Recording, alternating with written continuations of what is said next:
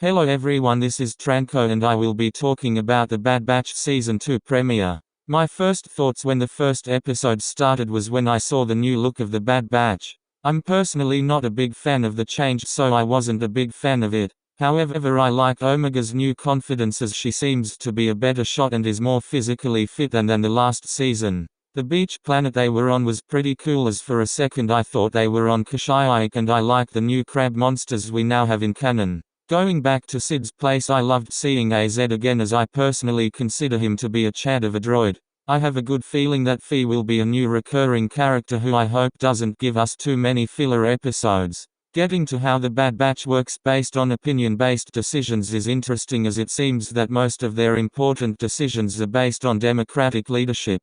Seeing how Hunter lost the vote to go along with raiding Dooku's crib.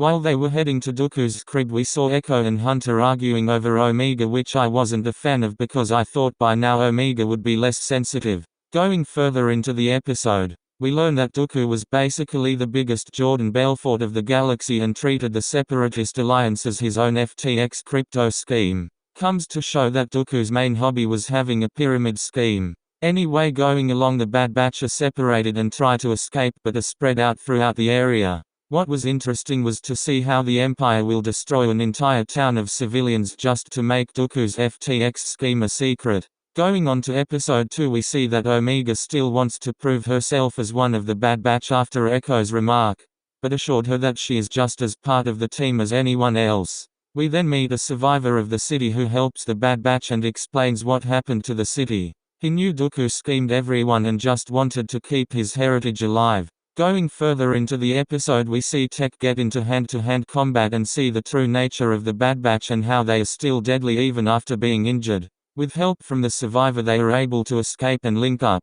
However, we see Admiral Rampart and his reaction to the Bad Batch being alive, as we can tell that he's not okay with it and wants to keep it a secret. But the best part of this premiere is Captain Wilco, as we see him throughout the episode act differently from the regular Imperial officers. Captain Wilco would go up to his dead comrades and see if they were alive and do the best he could for his men and the mission. This is what separates the clones, as they are known to care for another. As for the Imperials, they couldn't care less about their comrades and were always self-centered. We see closely how he disobeyed orders and comes to his senses as if the chips are wearing off. If you look closely and hear the close, you see him dozing off and changing his mind.